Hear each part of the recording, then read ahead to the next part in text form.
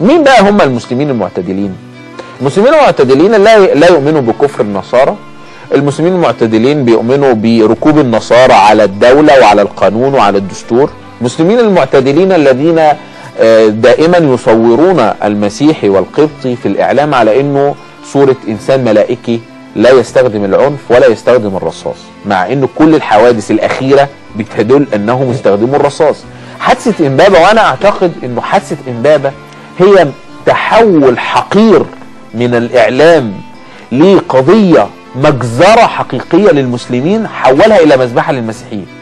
يعني الذي اختطف الأخت عبير والذي احتجزها وهي خرجت في الإعلام وتكلمت وقالت احتجزني فلان وخطفوني وحطوني في كذا.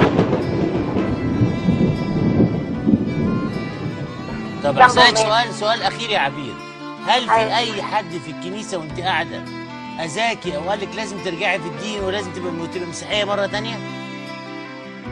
هو ما حدش اذاني، بس يعني يقول انت دينك ولك 25 سنه على دينك دوت، ازاي انت هتسيبيه من يوم وليله يعني بيناقشوكي بيتكلموا معاكي، انما ما حدش ضغط عليك انك ترجعي عن دينك ابدا؟ لا لا لا. طيب ده كلام مظبوط.